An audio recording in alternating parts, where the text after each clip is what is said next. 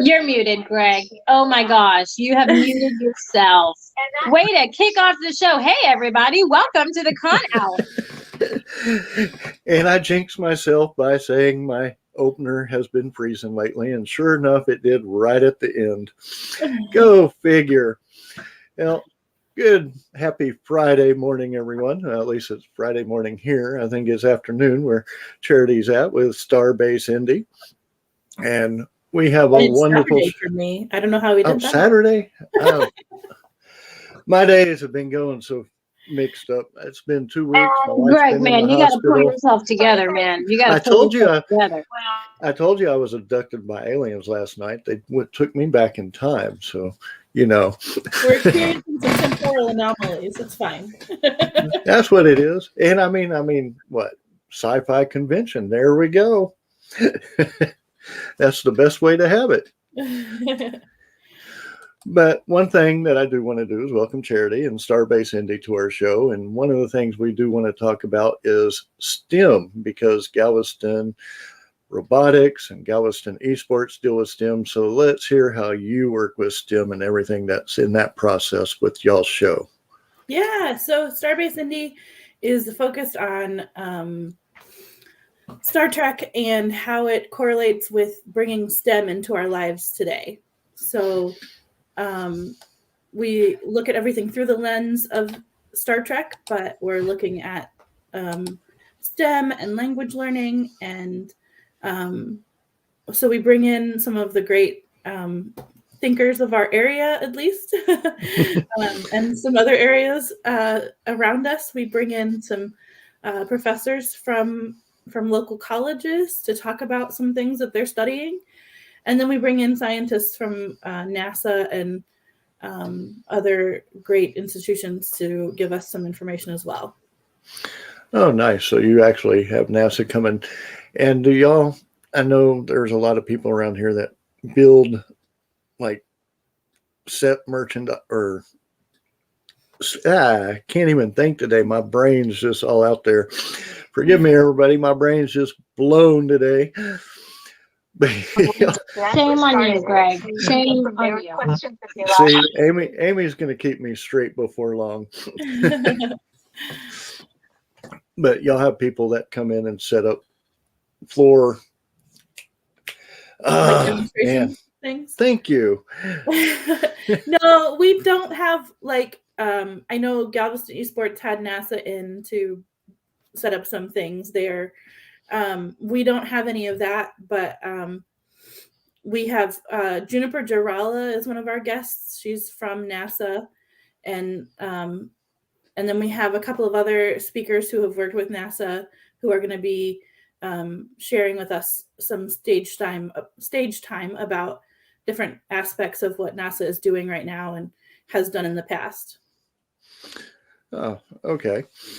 Now, going along with that aspect, I mean, with sci-fi, what kind of sponsors do y'all get for y'all's show? I mean, are they big name sponsors, just local sponsors? Yeah, all mostly around? Just local sponsors. We don't have a ton of sponsors right now. COVID kind of threw us for a loop.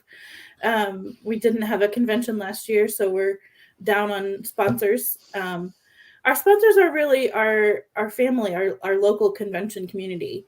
The convention itself sponsors itself for the next year.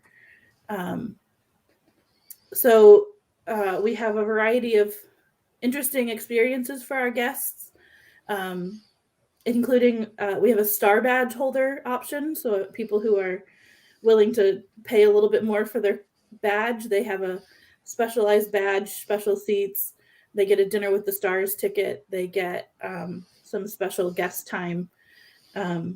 So mostly it's just our vendors are part of our sponsor set. And then we have the conventions around us that exchange some materials with us. And then our family, our people who come are the big sponsor. Well, I have to say, being a vendor at so many different conventions, I do know how they're definitely family. Yeah. And with the vendors, I mean, what kind of variety do you get with a sci-fi convention rather than a comic convention? Do you get more electronical type stuff, or do you get mix of like authors and comics still? Mm-hmm. Yeah, so we definitely have authors and artists. That's a big thing that we make space for. We have a separate area where our artists and authors get to be, to kind of highlight their materials a bit more. And then we have, the generic vendors who are selling all kinds of gadgets and gadgets. And we do have a silent auction where we're selling some materials that have been donated to us from people's collections of various sorts. So we have, collector's items that people can bid on for the silent auction. Oh, nice. Now, one thing that you mentioned, which I thought was interesting, is y'all actually are having a guest dinner where people can actually sit with the guests of your show and actually sit down and have a dinner and assuming a conversation with them. Yeah. How it's did called Dinner with the Stars. Now, have y'all done this every year? Have y'all just started it? Is it? No, we've been having it for years, and it's one of the highlights. We each of our guests who come and some of our musical guests who come gets to have a table, and we sell tickets to sit at the table with them. I think it's about 6 or 7 people get to sit with them each year. So it's a nice intimate conversation, and they talk about whatever kind of interesting things relate them all and bring them together. But mostly it's just a time to be kind of human with the guests and bring it to a more of a family level. It's just a meal and a nice time to talk. Well, a lot of people, it's hard to understand, but you got to understand, and being and talking to a lot of guests, is they're human too. They love the conversation. They love to talk. And you get to learn a lot about them in just some of these conversations that you can have, like at a dinner setting. Right. I think at Beaumont, I know, like I said, had the after party, which we had the Power Rangers, and that was a dinner setting, and it was fun as can be. Awesome. And you really do get to know people and learn from them, and they'll tell stories, which is fun to hear. Yeah. So I'm trying to think, with your guests, who all do you have coming for guests? Yeah. So this year, our guest list is a little bit shorter than maybe it would be some years due to COVID. But we have John Schuck and Gary Frank and Tracy Lee Coco. Those are our 3 actor guests. And then we have, like I said, Juniper Girala. She works for NASA and is also a stunt walker and fire dancer and several other cool things. And then we have some musical guests that are really awesome. I was going to say that would be fun. I'm hoping like she would do a show at night, especially with the fire, maybe in front of the place, or not inside, of course, but in front of the... I don't think we're having her do any fire this time. It's just a little dangerous with the hotel. They're not a big fan of that idea. Oh, come on. Right in front of the tanker. Right, yeah. But I was going to say, stuff like that would be fun to watch. Mm-hmm. And of course, you have your panels, I'm sure. What type of panels, and do you have a setup for your panels, or where people can see the list of your panels already? Or yeah, we do. So we are lucky to have a programming guide that is already online. And it's available through our website, starbaseindy.com, .org. Sorry, starbaseindy.org. And they can actually choose which programs they're going to go through and create their own personalized program guide, which is just amazing that they can go ahead and do that ahead of time, read all the descriptions, see who's doing what, and choose those programs now. Oh, so basically I mean, with the VIP, do y'all have a VIP type pass? With I know you mentioned about the one The thing. Star Is that considered the VIP pass? Yes, the VIP passes are Star Badge. Okay, and then that also includes the dinner, or Yes, that includes a dinner, and it includes photos and autographs with our guests, so they get a little bit more time there. now one thing I'd like to mention, because I know we're Texas based, and I know we have a lot of people from Louisiana and Texas and even California that are watching us. But where are y'all located at? We're in central Indiana. Our hotel is called the Marriott on the east side of Indianapolis. And we get our guests from all over the state of Indiana and Ohio. And we bring in these actor guests from all over the country. And I know Tracy is actually Star Trek. Where are the other guests coming from? What shows? Is it all Star Trek? As well. Yeah. They're kind of maybe lesser known Star Trek guests. Mm-hmm. John Shuck played on I gotta remember where everybody's from. John Shuck played a Klingon. Mm-hmm. And he was also from some other shows in his career. So people know him from the Munsters. He played on the Munsters for a while there. And then Gary Frank was one of my favorite characters. He played one of the can't remember the names of anything. My brain's not working either. What did you do? I've had moments like that.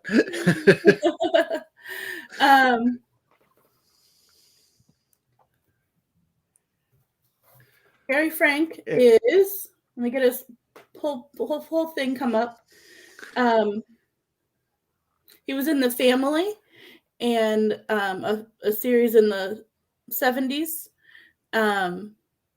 And he played Yedrin Dax. So the Dax characters, when they went into a different timeline, he played one of their characters from that.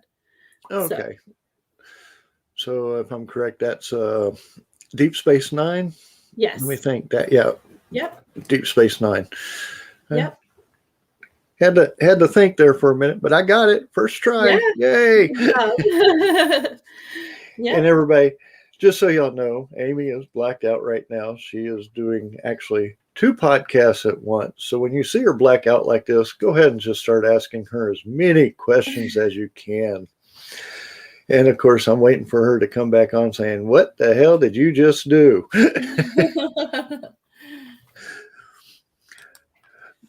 But how big is the convention area-wise? I mean, how many vendors are you going to have? And I believe we have 30-ish vendors this year.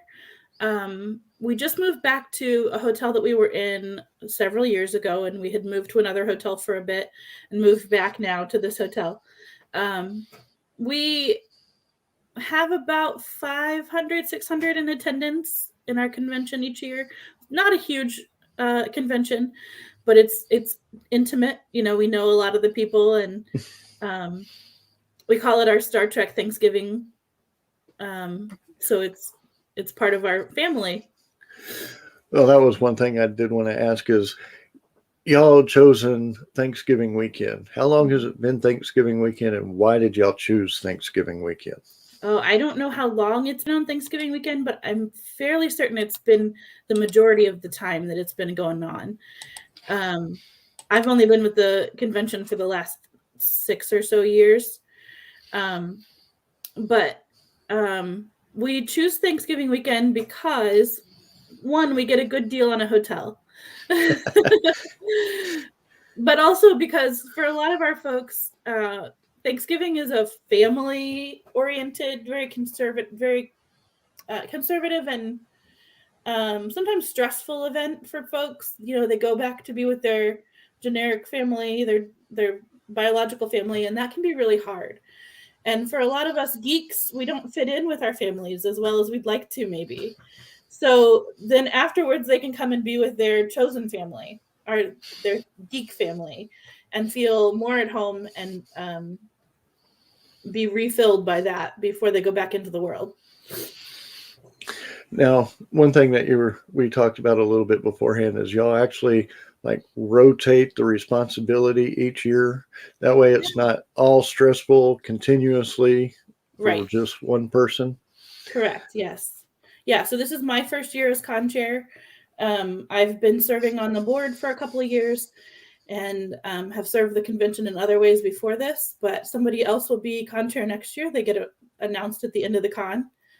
And we're excited to share that responsibility and grow the knowledge base so that it's not just one person who knows how to do it. Ah, nice. Amy, you have about 50 questions here. Huh?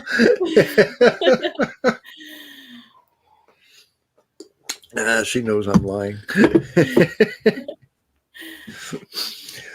Well, I know, let's see, a lot of the guests do you get a lot of the repeat guests? Do you try to, y'all switch them up and everything? We do try to switch them up. We're bringing Tracy back because she's just a fan favorite. She loves our convention and we love her. So we have had her several times. Other than that, we do bring new folks in as we can. We've had quite a variety of stars. In 2019, we had Mary Chifo, who was a huge hit. And we've had, just a huge lineup of folks who've come in to be a part of our convention.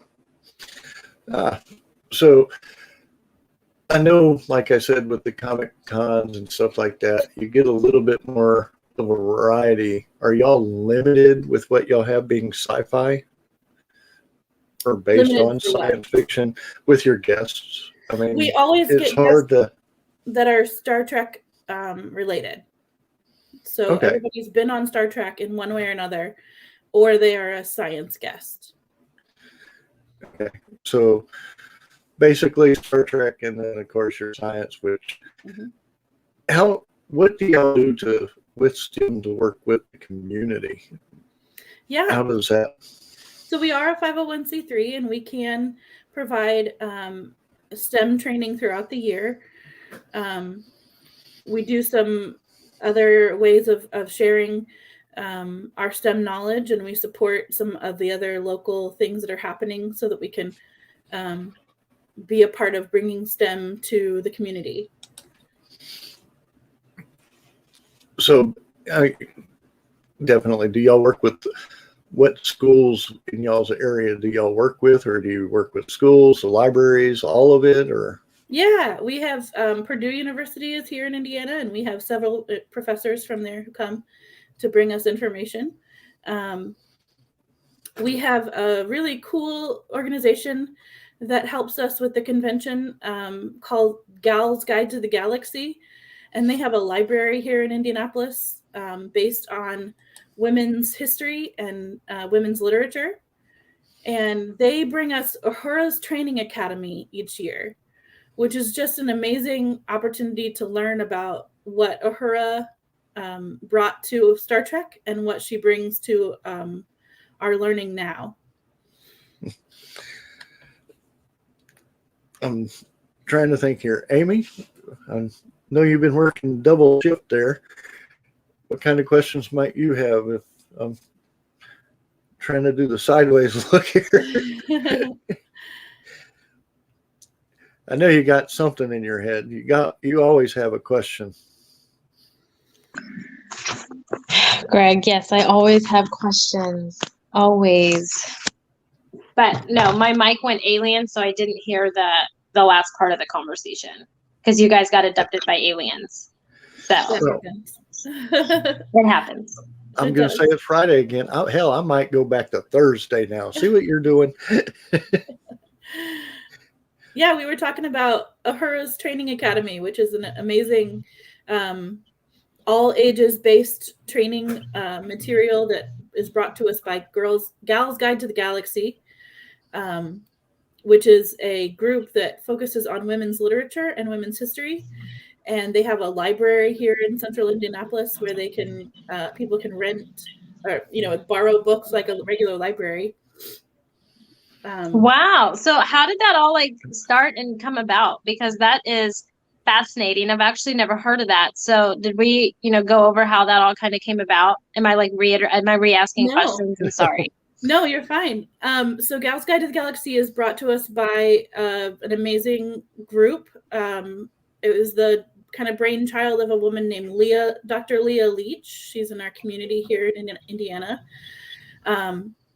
And she's got an amazing team behind her that have really built this library. And then it was her idea to bring this Uhura's Training Academy to us at Starbase Indy. Started out as kind of children's programming, and it is built up to be all ages programming that offers, things about literature and communication. They're having a panel this year about how we communicate with each other better in the time of Me Too and Black Lives Matter and all of that, how we can learn from each other and communicate better. And so how our words have impact on each other. See, I think that's fantastic. I feel like for me, being the millennial that I am, sometimes communication is like lacking, and it's not by a lack of effort, but I think it's a lack of knowledge of how to communicate effectively and not take things personally, and understand that people have different points of views, and that's okay, and you can have an open conversation about it. You don't have to always agree, and I think that those are things that are important, especially for little kids, right? Because they're going to get into disagreements, and they're going to have people that think differently than them, or, are raised differently than them. And it helps them, kind of integrate into society, which is a poor choice of word. Integrate is just a poor choice of word. But it helps them, I feel like, become better humans and better adults, because, they need that communication structure, because without communication, I don't know how me and Greg would get along if we didn't communicate very well with each other. You know what I'm saying? Like, we can sit here and pick on each other and stuff, but we have several panels based on that this year. One based on how can we disagree and still be friends, or at least get along. See, I feel like that's like one of those things that is like lacking, in society. It's always, my way of thinking, or, your way is just wrong. And it's like, no, everyone thinks differently, and that's okay. Right. And we have focused on the language learning quite a bit in our convention for the last couple of years, partially because one of our musical guests is the Klingon pop warrior. I don't know if you've ever heard of her, but she sings pop songs in Klingon. Oh my gosh, Greg, get a YouTube video and send that to me. That is amazing. She is amazing. And so she actually helped when they started Star Trek Discovery. Mary Chieffo, who played the mother of the Klingons, was told to watch the Klingon Pop Warriors music to get the pronunciations correct. Wow. And we've had the Klingon Language Institute is also based in Indianapolis. It's the same hotel that we use, or that we have used in the past. And so they have been a part of our convention. And we've had Mark Orkrand, I think that's how you say his name, who created, help create the Klingon language. We've had several parts of learning Klingon be a part of our convention. And because of that, then we have stretched our STEM to also be language learning and communication. Wow. That's fascinating. And I thought learning French was hard. Can you imagine Klingon? Oh my gosh. Well, you can come to Indiana and learn Klingon, and with a whole group of people. Yes, absolutely. I barely made it through 3 years of French, but Klingon, let's tackle it. Let's just do it. Yeah. Oh my goodness. Oh, I can't imagine that. But I will say I like these these Comic-Cons like yours that are STEM based, you know, because I like to bring my kids and stuff. And, you know, it's not anything against cons that aren't STEM based. They're still family friendly and stuff like that. But it's nice to know that I can bring my kids and there's stuff for them to do that's going to benefit them in the long run. You know, I really feel like that's like a family focus and like children driven, you know, future view. Yeah. And so I think that that's amazing. And I don't hear about it very often. I mean, we hear about it, Greg, with Johnny and, you know, esports and the Galveston robotics. But, you know, it's something that isn't talked a whole lot at Comic Cons. And so I feel like it's an awesome thing. And I think it's amazing. And plus learning Klingon, like, oh my gosh, I can't even, I mean, my head hurts trying to think about how I would learn that. And I would fail miserably. Yeah. You know, I would be a failure and I would own it. I would totally own it and be like, yes, I will buy everyone in this room of age a shot because we're all going to need it. You know, like, yes, that's how bad my failure will be. We also have a group called Motley Kids that comes, and they are based here in Indianapolis. Motley Kids does, they are gamers and parents of gamers and they bring us some children's programming that is focused on gaming and then sci-fi as well. They really take a good learning opportunities for our kids that come. So we have the Hers Training Academy for kids and for all ages, and then Motley Kids specifically for our children's programming. Wow, that's awesome. So how long have you been doing this Comic-Con?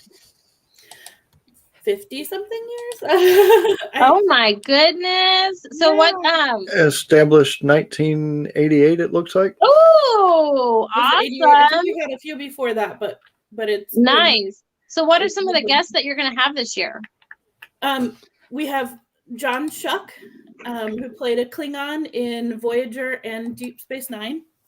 We have Gary Frank, who played Yedrin Dax in Deep Space Nine, and then we have Tracy Lee Coco, who played in the original series, or in Next Generation. Sorry. Let's see. She goes by Lieutenant J now, but Ensign J, I think she was in Star Trek. So yeah, definitely. Wow. That's crazy. Oh my gosh. I'm still stuck on the learn Klingon. You know, I'm going to look up YouTube videos so I can at least, you know, I don't even know. So I can at least, you know, feel like I can have at least say hello in Klingon. Yeah. I feel like I need to know the basics, you know, so I don't fail miserably. Yes. Yeah. Or maybe I just need to drink. Maybe it's an easier language if you're drinking. Maybe it's easier then. I'm always down for that. I'm always down for a good shot. So I do want to point out our musical guests, if you don't mind. Yeah, definitely. So we have the Klingon Pop Warrior who comes and brings us Klingon music every year. You know, you've never heard some of these songs until you've heard them in the original Klingon. We have a group that's part of the Pride of Indy bands that's called Geeks and Grooves. It's a saxophone quartet that brings us geeky music on the saxophone. Very unique experience. And then we have a group called Boldly Go, which is a Star Trek punk rock band from the East Coast. And they are sure to bring lots of interesting experiences with them. Now, with this type of show, are you having the music done at night, or are you having it done like during the panels that they have where they play their music for an hour? How do they get these shows going? So we have Q&A panels with our guests during the day on our main stage. And then in the evening, we have concerts with these musical guests. Okay, so the concerts, like I said, is it going to be like in the hotel itself and like at the bar area, or are they going to be? No, it's from our main stage, from the main stage where everything else is. We also are having a burlesque this year.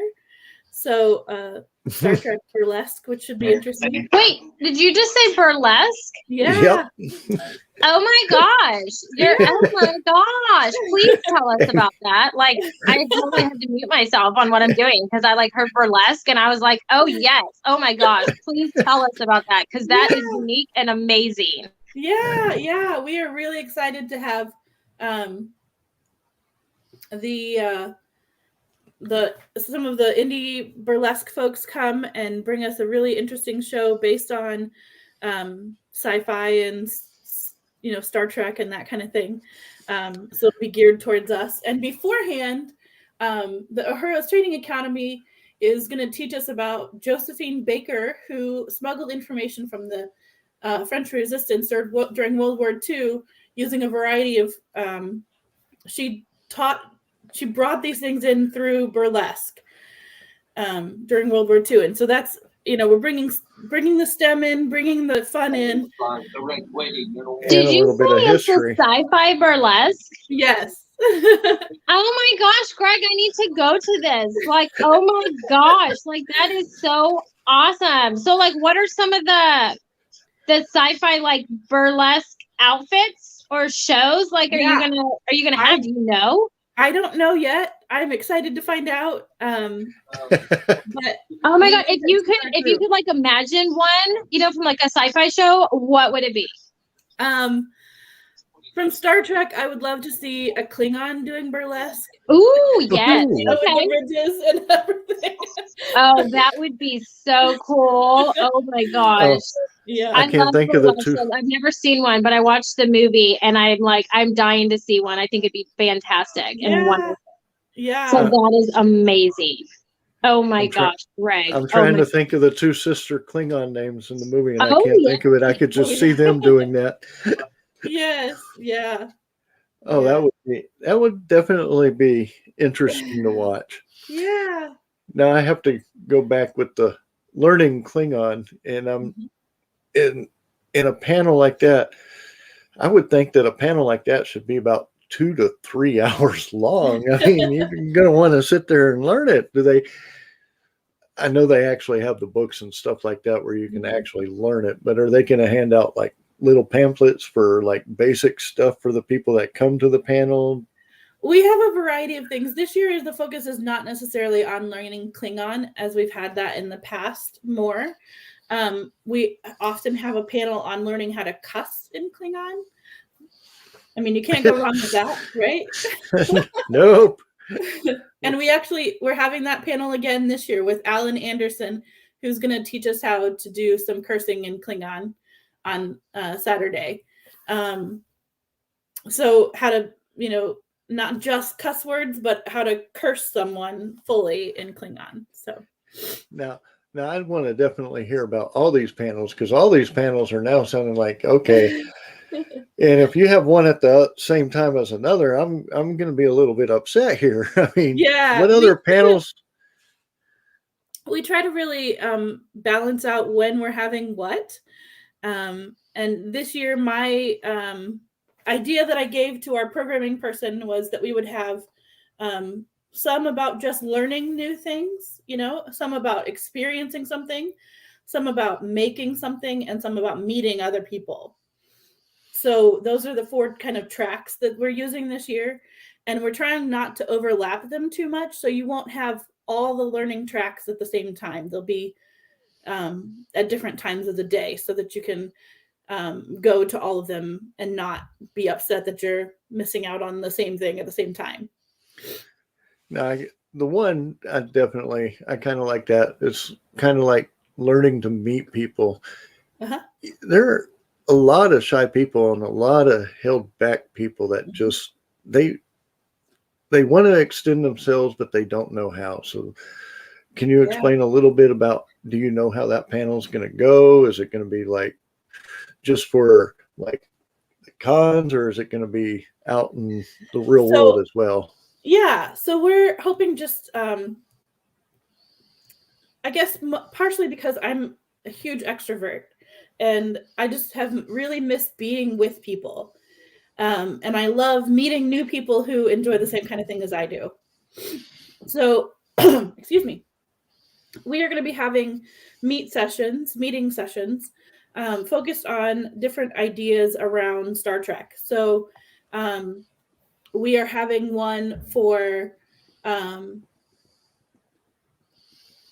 sci-fi writing, one for what's your favorite sci-fi shows, but we're one for, the original series, one for the movies of Star Trek, so you can come together with people who that is their favorite thing, and get to know some other people in your community who find that same thing as something that they love.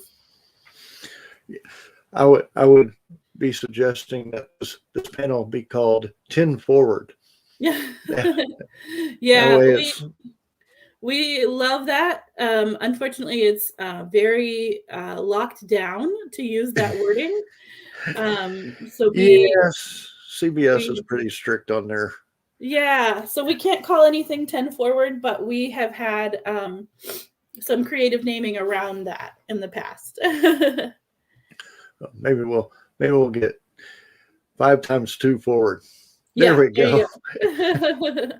5 plus 5 forward. I mean, there's a little, you can play with it a little. I can see that. That's right. Yep.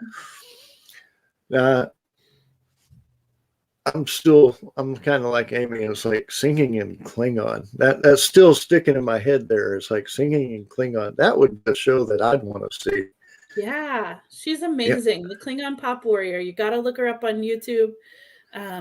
She does Twitch streaming. She recently completed some Extra Life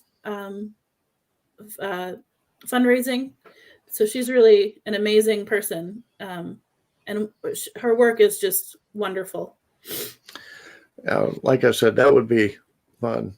So people, go check her out on YouTube. And while you're there, make sure you subscribe to our channel. We are at our 158 right now. Like I said, the contest that we have says 250 on YouTube, not on Facebook, on YouTube. And we're at 203 on Facebook. So keep them coming, people. We're moving up. Excellent. But I love everything that y'all are doing, and I would definitely love to get out there. I know I'm not going this year. That would be too hard of a drive, or too expensive of a flight, I think, being this close to Thanksgiving. Yeah. But we would love to have you, though, whenever you're able to come. I think the singing in Klingon, the burlesque, sci-fi burlesque, which Amy's probably sitting there saying, burlesque. Okay, people, y'all got to start asking Amy these questions that y'all want her to answer while she's not here. This is when y'all give her hell, people. Yeah. I'm having a couple of interesting sessions about cosplay and conventions. And we have a session on mental illness and conventions, and how that, how you can balance your mental illness while still enjoying your conventions. We are having, let me see if I'm just scrolling through our awesome online podcast, our online programming guide. There's one on, does Star Trek need lawyers in the future? So we have an awesome lawyer who's going to come and talk about that. We have some writing panels about, we have a flash fiction group workshop with one of our awesome local writers. So really just some amazing panels and learning and then all the fun. So do y'all have a special cosplay guest that is coming to y'all show this year, or that y'all have set aside, or do y'all do that? Do y'all plan on doing that in the future? We have done that in the past. We often have a masquerade, a cosplay masquerade. That's just not something we decided to do this year, but we have had that in the past, and we'll probably bring it back in the future. Lots of people. We have a lady who does some training on diversity in cosplay, and how you can change up a cosplay to fit yourself, and how it doesn't have to be exactly like it maybe looked originally to still be the same thing. So that's pretty cool. One thing that we discussed yesterday, and we saw a lot of it at Beaumont, is how the people in cosplay get into that character. Mm-hmm. Yeah. And I know with the cosplay and the do y'all have a contest, or is it just the masquerade that y'all do, or the parade that y'all do, or? We previously have had a cosplay contest. We don't have one this year. So, well, what I'm probably going to go with is COVID probably hurt a lot of what y'all were able to do this year. And then hopefully it'll be picking back up for the following years. And y'all are going to be picking up from that pretty much. Yeah, we're one of the earliest conventions here in Indianapolis to come back after COVID. So we're really building and hoping that a successful year this year will mean that the future looks bright and big for us. Well, I definitely think y'all are going to get it this year with the guests that y'all have. And like I said, somebody going to sing Klingon, I'm sure they're going to watch this show and they're going to say, when was that? Where was that? And how do I get there? Yeah. It's a lot of fun. And you know, tickets are still available online at starbaseindy.org. We are requiring everyone this year to be fully vaccinated and to wear a mask during the convention. Okay, so it's definitely fully vaccinated and masked. Yes. I know safety concerns are on everybody's mind still.